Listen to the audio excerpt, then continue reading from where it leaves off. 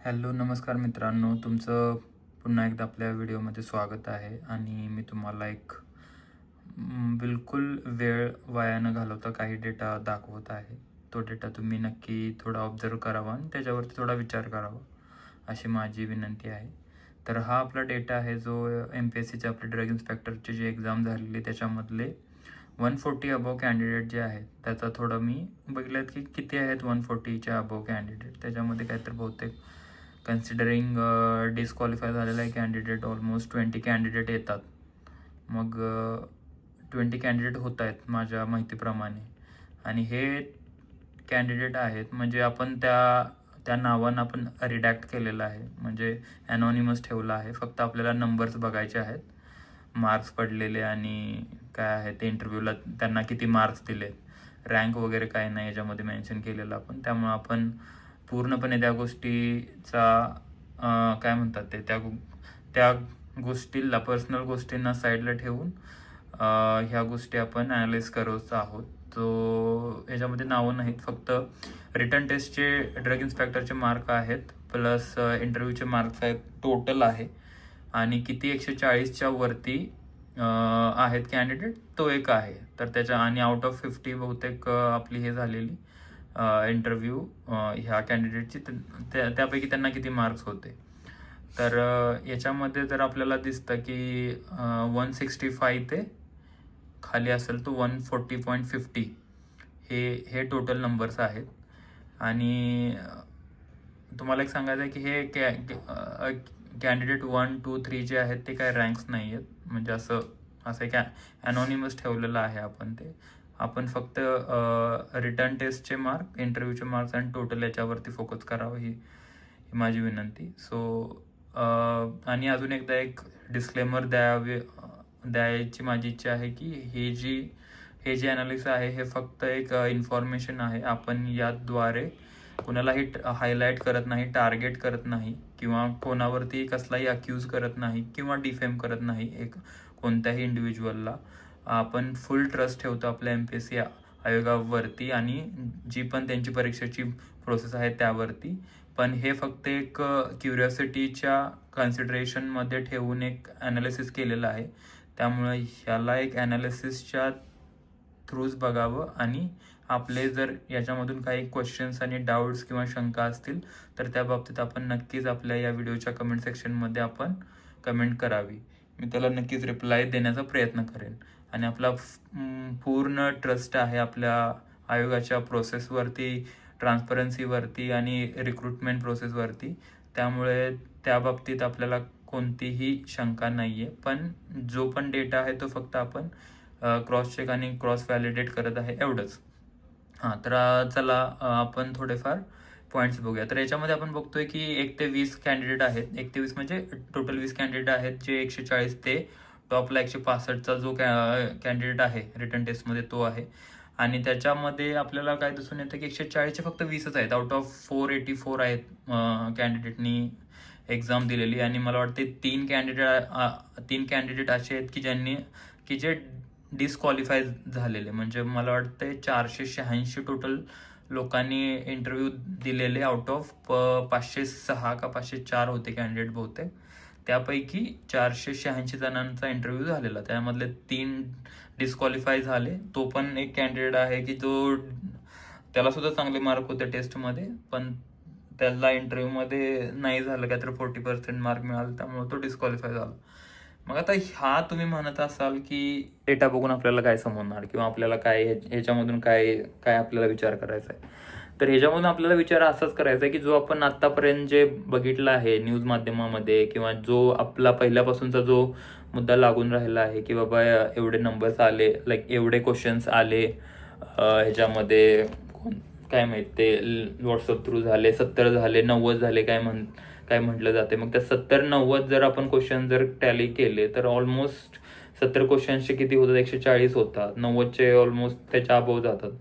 मग तो जो एक रेंज आहे 70 ते 90च्या क्वेश्चनचा, आणि इकडे जे काही जे मार्क्सची एक रेंज आहे हाय, आणि एक एक एक एक जर एक टेंटेटिव्ह आपण जर बघितलं तर ती किती कमी आहे. म्हणजे 20च कॅन्डिडेट आहेत की जे त्या रेंजमध्ये आहेत. एकदम असं जास्त कट टू कट झालेलं नाही आहे की बाबा 160चेच एकदम 50 कॅन्डिडेट, 155चेच एकदम 30-40 कॅन्डिडेट, असं काही नाही आहे.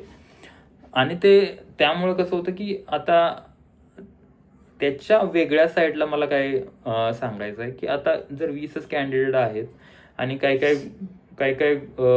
प्रसारमाध्यमांमधून किंवा जे अगोदरपासून जे मुद्दे उठवले गेलेले आहेत की बाबा 70 क्वेश्चन्स 90 क्वेश्चन्स आलेले होते ह्याच्यामध्ये, तर मग तेवढे क्वेश्चन्स आले तर मग हे त्याच रेंजमध्ये काहीतरी येतात ना मार्क.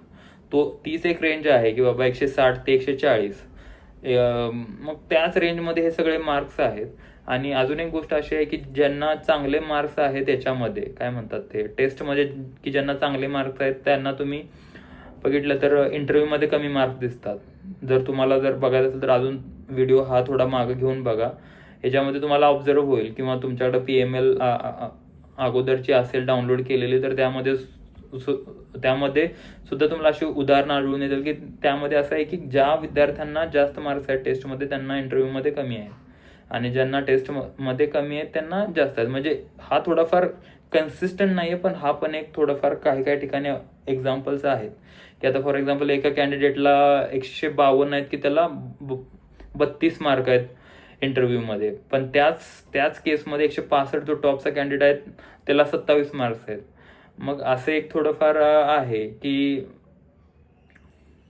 अशा गोष्टी आहेत. आणि जसं जसं आपण खाली म्हणजे काय म्हणतो ते खाली बघतो कॅन्डिडेट, तर आपल्याला तो डिस्क्वालिफाय झालेला पण एक कॅन्डिडेट दिसतो की जो 140, त्याला सुद्धा खूप चांगले मार्क्स होते पण त्याला फक्त 17 मार्क्स झाले. मग ते काय तर असू शकतं रिझन, त्याच्यामध्ये डॉक्युमेंट्स नसणे किंवा काय काय काय असू शकतं.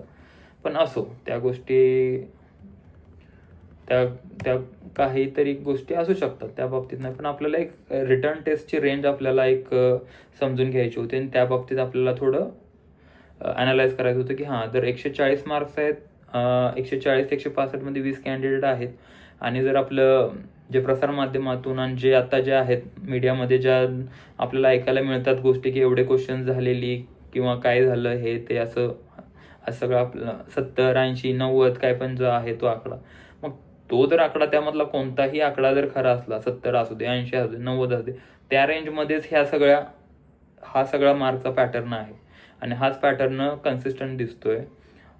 त्यामुळं ह्या सगळ्या गोष्टीवरती पण आपल्याला विचार केला पाहिजे. हा एक पॉईंट होता. आणि मी बहुतेक दुसरा पॉईंट पण याच्यामध्येच कव्हर केलेला आहे की ज्यांना काही ठिकाणी आपल्याला असं पण आढळून येईल की ज्यांना टेस्टमध्ये जास्त मार्क होते त्यांना काही ठिकाणी कमी आहेत. प्लस काही जणांना 120, 110च्या रेंजमध्ये आहेत त्यांना सुद्धा इंटरव्ह्यूमध्ये काही ठिकाणी आपल्याला जास्त मार्क दिसतात. त्यासुद्धा काहीतरी गोष्टी आहेत की ज्याने काही लोकांचा रँक सुद्धा चांगला झाला आहे. त्यासुद्धा गोष्टी आपल्याला PML मध्ये नक्कीच दिसतात.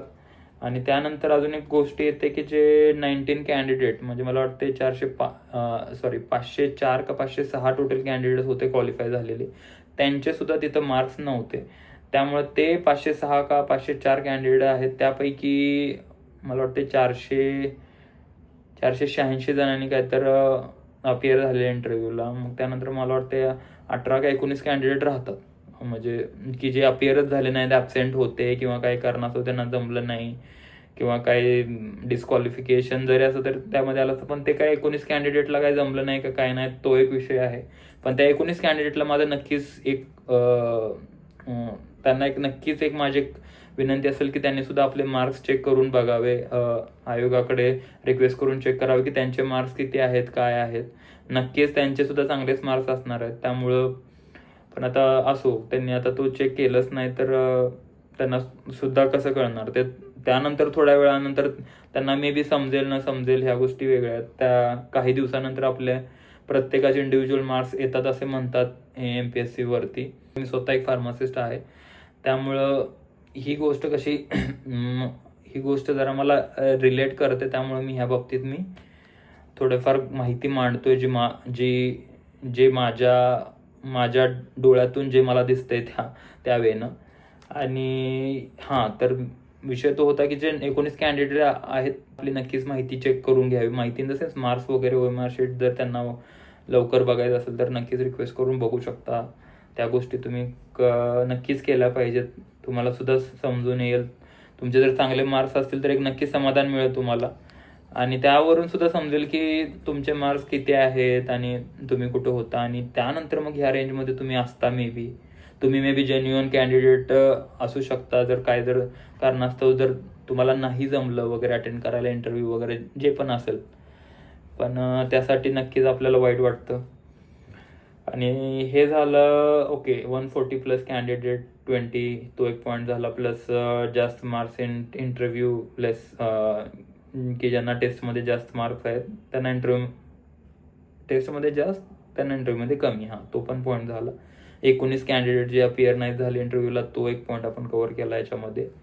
आणि त्यानंतर एक येतो की एक इम्पॉर्टंट पॉईंट असा येतो की आपल्याला अगोदरपासून काय क्लासवाले यूट्यूबर्स आहेत, फेमस यूट्यूबर्स आहेत, ते सुद्धा असे काही क्लेम करतात की म्हणजे त्यांनी अगोदरपासून क्लेम केलेले होते काही जणांनी की त्याच्यामध्ये बाबा काय म्हणतात ते एवढंच हे होईल, एवढंच ते होईल, एवढेच मार्क्स हे लागेल, एवढेच मार्क्स ते लागेल, कट ऑफ एवढं असतील, ते तेवढे असतील.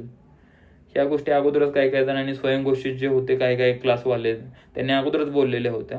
आणि त्यानंतर मग काय होतात, इंटरव्ह्यू वगैरे होतात, आणि त्यानंतर मग काही गोष्टी एकदम तशाच डॉटमध्ये सिंक होतात. त्याच डॉटमध्ये सिंक होतात. आणि मग कसं की आपल्याला पण एक हे येतं ना की आपल्याला पण एक क्युरियोसिटी येते की अरे आपण एक्झाम देतो, काही सेमिस्टरचे एक्झाम देतो. आपल्याला कधी आपण फार्मसी केलं, आपल्याला माहित आहे काही कॅन्डिडेट असे असतात की त्यांना स्वतःला माहित नसतं की आपल्याला एक्झॅक्ट किती मार्क्स पडतील, राईट. म्हणजे 19-20 होतच, म्हणजे कधी थोडे कमी पडतात अपेक्षेपेक्षा, कधी जास्त पडतात अपेक्षेपेक्षा, असं पण होतं. पण अपेक्षेपेक्षा जास्त पडण्याचं प्रमाण किती आहे तुम्हाला आणि मला आपल्या सर्वांना माहीत आहे. त्यामुळे अपेक्षेपेक्षा नेहमीच कमी पडतात आपल्याला मार्क. आणि ज्या प्रकारे आपण एक्झाम दिलेली, आपण पेपर दिलेला, त्या प्रकारे आपल्याला वाटतं की बाबा ठीक आहे, आपल्याला एवढे मार्क्स पडू शकतात. पण काही क्लासवाले हे ते होते, ते अगोदरच सांगायचे की बाबा एवढं होईल, तेवढं होईल, आणि त्याच पद्धतीने काही चित्र परत दिसून येतं असं तसं. मग त्यामुळे मग आपल्या सुद्धा मनामध्ये एक संभ्रम येतो की अरे एवढं कसं काय तंतोतंत, एवढं कसं काय तंतोतंत, बरोबर आहे ना. ह्या गोष्टी तुम्ही सुद्धा ऑब्झर्व केल्या असतील. तर तो पण एक पॉईंट आपल्याला विचार केला पाहिजे त्या पण विषयावरती. आणि योगायोगाने काय येतात गोष्टी, योगायोगाने काय गोष्टी जुळून येतात रेशीम घाटी, तसं काम झालंय आता. म्हणजे मालिका ज्या आपल्या अगोदर व्हायच्या मराठीमध्ये, त्या टाईपचं आपलं आता MPSC मध्ये सुद्धा होत आहे. मग त्या गोष्टी असे जे दावे करतात ना, त्या पण आपण आपल्या मनाशी विचारलं पाहिजे की असं कसं काय कोण अगोदरच सगळ्या गोष्टी क्लेम करतं आणि त्यानंतर मग क्लेम म्हणण्यापैकी असंच सांगतात आणि तसंच होतं, अशा प्रकारे. आणि अजून एक गोष्ट म्हणजे आता आठवलंच तर आपले टीचर सुद्धा एक जेन्युइन फॅक्ट असा आहे, आणि तो जोक म्हणून सुद्धा घ्यावा काही जणांनी. आपले टीचर सुद्धा आपल्याला MPSCच्या वेळेस असताना म्हणायचे, काही टीचर असतात, अरे तू तर पास सुद्धा होणार नाहीस, तुला एवढे मार्क्स मिळणारच नाहीत. हे तुम्हाला सुद्धा माहित आहे, आपल्याला सुद्धा माहित, मला सुद्धा माहित आहे. मग अशी गोष्ट असताना काही ठिकाणी असं काही ठिकाणी एवढं असं वास्तव असताना पण काही लोक अगोदरच सांगतात, अरे तुला तर असंच होणार, तू तर म्हणजे फिक्स लिस्टमध्ये असणार, हे ते काय असेल ते असेल. पण या गोष्टी सुद्धा आपण विचार केला पाहिजे की एवढ्या तंतोतंत कशा काय येतात. कारण आजकाल हवामानाचा अंदाज काय, बाकीच्या गोष्टी पण लोकांचा नेम नाही की आज काय तर उद्या काय. आणि काही गोष्टी लोक एवढ्या प्रेडिक्ट करतात 3-4 महिने अगोदर. ह्या गोष्टीवरती आपण नक्कीच विचार केला पाहिजे. आणि आपण सगळे एज्युकेटेड आहोत, आपण सगळा जो पण आपल्या समोर दिसतं त्या गोष्टीला व्हेरीफाय नक्कीच केलं पाहिजे. आणि प्रसारमाध्यमातून पण काही प्रतिसाद, काही गोष्टी येत आहेत, ते पण उठवत आहेत. पण आपण ॲज अ फार्मासिस्ट आपलं काम आहे की ह्या इश्यूला कन्सिस्टंटली आपण फॉलो केलं पाहिजे. कारण बाकीच्या प्रसारमाध्यमांचं आणि बाकीचे जे इन्फ्लुएन्सर्स आहेत किंवा युट्यूबर्स आहेत, त्यांचं एक काम आहे की ते फक्त हॉट टॉपिक्सला उठवणार आहेत हॉट टॉपिक्सला, कारण की त्यांना व्ह्यूज वगैरे पाहिजेत हे ते. पण आपल्याला व्ह्यूज नाहीत पाहिजेत, आपल्याला याच्यामधून रीच करायचं आपल्या कम्युनिटीमध्ये, आपली जी फार्मासिस्ट कम्युनिटी आहे त्याच्यामध्ये. त्यांना सांगायचं आहे की हे गोष्टी आहेत. 30-40 हजार लोक एक्झाम देतात, मग त्याच्यामधले ॲटलिस्ट एक ऑप्टिमम नंबर ऑफ पीपलना तरी ह्या गोष्टी समजल्या पाहिजेत. हाच एक उद्देश आहे हा व्हिडिओ करण्यामागचा. आणि तुम्हीसुद्धा ह्या गोष्टी नक्कीच आपापल्या परीने आपापल्या वेने बघा, उघड्या डोळ्याने. जे पण तुम्हाला वाटतं, जे पण शंका वाटतात त्या गोष्टींना व्हेरीफाय करा आणि आपले जे डाऊट्स आहेत ते स्वतःहून क्लिअर करा. नसतील क्लिअर होत असेल तर MPSC आयोगाला आपण विचारू शकतो. बरेचसे आपले जे कॅन्डिडेट, आपले जे फ्रेंड्स आहेत त्यांचे जे क्वेश्चन्स आहेत ते विचारत पण आहेत MPSC आयोगाला. तर ही जी प्रोसेस आहे ती आपल्याला कंटिन्यूअस ठेवली पाहिजे जोपर्यंत आपल्याला आपल्या शंकांचं निरासन होत नाही तोपर्यंत. त्यामुळं प्लीज ह्या गोष्टीला फॉलो करा आणि ही जी प्रोसेस आहे याला प्रायोरिटी द्या आता. कारण आपण सगळेजण आपापल्या लाईफमध्ये, पर्सनल लाईफमध्ये बिझी आहोत, जॉबमध्ये बिझी आहोत. मी सुद्धा आता जॉब करून आत्ता मी हा व्हिडिओ बनवत आहे. हा जो डेटा होता मी हा सकाळी आफ्टरनूनपर्यंत बनवून ठेवलेला होता की मी आज रात्री व्हिडिओ बनवेन म्हणून. त्यामुळे मी आत्ता म्हटलं न चुकता ॲटलिस्ट कमीत कमी हा व्हिडिओ बघावा. ह्या गोष्टी तुम्हाला मे बी कदाचित अगोदरच माहीत असतील, पण नसतील माहीत तर तुम्ही ह्या गोष्टी शेअर करा आपल्या कम्युनिटीमध्ये. त्यांना सांगा ह्या गोष्टी अशा आहेत, तुला काय वाटतंय, हे तुला सेन्स करतंय का, सेन्स करते तर आहे का ओके, नाही सेन्स करत तर का नाही करत सेन्स. ह्या गोष्टी आपल्याला आपल्या स्वतःच्या मनाला विचारल्या पाहिजेत. कारण आपण एक एज्युकेटेड व्यक्ती आहोत, आपला तो मूलभूत हक्क आहे. त्यामुळं ह्या गोष्टींना व्हेरीफाय करण्याचा. त्यामुळे तुम्ही नक्कीच ह्या गोष्टीला वेळ द्या आणि बघा काय आहे काय नाही. आणि नक्कीच काय नवीन असेल तर तुम्ही आयोगाला सांगू शकता, किंवा काही तुम्हाला जर ओके वाटत असेल तर कमेंट्समध्ये सांगा. काही तुम्हाला सांगायचं असेल तरी पण कमेंट्समध्ये सांगा, मी नक्कीच तुम्हाला रिप्लाय करेन. आणि हा एक क्विक व्हिडिओ बनवण्याचा प्रयत्न होता, पण तरीसुद्धा थोडासा लॉंग झालेला आहे, त्यासाठी माफी असावी. आणि लास्टपर्यंत जर व्हिडिओ बघितला असाल तर तुमचे मनापासून आभार. आणि एवढं बोलून मी हा व्हिडिओ इथंच संपवतो आणि भेटूया नेक्स्ट व्हिडिओमध्ये. नेक्स्ट अजून मी काय नवीन मुद्दे आले तर नक्कीच मांडेन. आणि हा प्लॅटफॉर्मचा चांगला प्रकारे यूज करा. जे आपल्याकडे आहे, इंस्टाग्राम आहे, यूट्यूब आहे, चांगल्या प्रकारे आपण याचा यूज करून आपण आपला आवाज उठवू शकतो. हाच याच्या मागचा हेतू होता. तर एवढं बोलून मी थांबतो आणि भेटूया नेक्स्ट व्हिडिओमध्ये. तोपर्यंत बाय, गुड नाईट.